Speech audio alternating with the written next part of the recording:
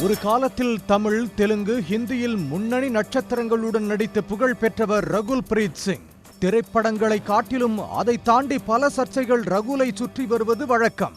மறைந்த நடிகர் சுஷாந்த் சிங் ராஜ்புத் மரணம் தொடர்பான போதைப் பொருள் வழக்கில் ரகுல் பிரீத் சிங்கின் பெயர் அடிபட்டது. 2020 முதல் 2022 வரை போதைப் பொருள் கட்டுப்பாட்டு வாரியம் மற்றும் அமலாக்கத்துறை ஆகியவை அவரிடம் பல முறை விசாரணை நடத்தின. இவர் மீது எப்படி இந்த சர்ச்சை உள்ளதோ அதே போன்று அவரது தம்பியும் போதைப் பொருள் வழக்கில் கைதானார். ரகுல் பிரீத் சிங்கின் தம்பிதான் இந்த அமன் பிரீத் சிங். இவரும் ஒரு நடிகர் தான்.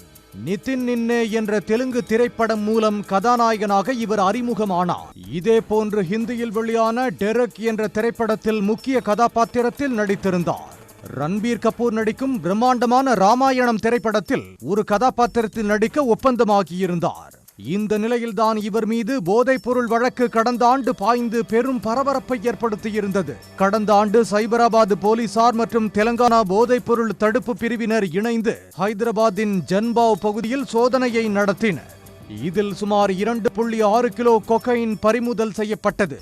இந்த கடத்தல் கும்பலிடம் இருந்து போதைப் பொருள் வாங்கியவர்களின் பட்டியலில் அமன் பிரீத் சிங்கின் பெயரும் இருந்தது. இதனைத் தொடர்ந்து ஜூலை 15, 2024 அன்று அவர் கைது செய்யப்பட்டார். கைது செய்யப்பட்ட பிறகு அவருக்கு நடத்தப்பட்ட பரிசோதனையில் அவர் கொக்கைன் பயன்படுத்தியது உறுதி செய்யப்பட்டது. அந்த சோதனையில் அமன் பிரீத் சிங் உட்பட மொத்தம் 30 பேர் குற்றவாளிகளாக கருதப்பட்டனர். கைது செய்யப்பட்டு சில நாட்கள் நீதிமன்ற காவலில் வைக்கப்பட்டிருந்த அவர் பின்னர் நிபந்தனை பிணையில் விடுவிக்கப்பட்டார். இந்த பழைய வழக்கின் விசாரணை தொடர்ந்து நடந்து வரும் நிலையில்தான் தற்போது மீண்டும் ஒரு புதிய போதைப் பொருள் வழக்கில் அவரது பெயர் அடிபட்டு தலைமறைவாகி உள்ளார். கடந்த சில நாட்களுக்கு முன்பு ஹைதராபாத் காவல்துறையின் சிறப்பு பிரிவினர் நடத்திய அதிரடி சோதனையில் கொக்கைன் மற்றும் MDMA போதைப் பொருட்களை விநியோகம் செய்த முக்கிய வியாபாரிகள் 2 பிடிபட்டனர்.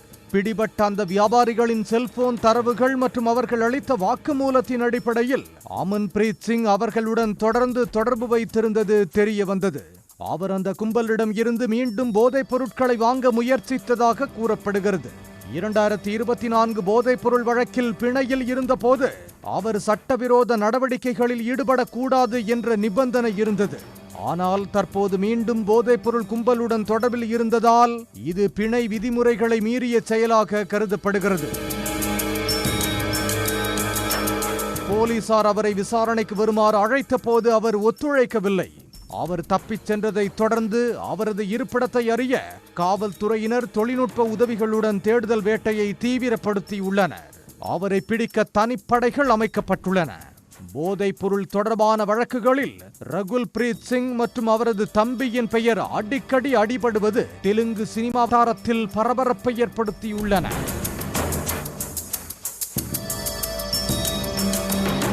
உடனுக்குடன் செய்திகளை தெரிந்து கொள்ள சன் நியூஸ் பெல் ஐகானை கிளிக் பண்ணுங்க.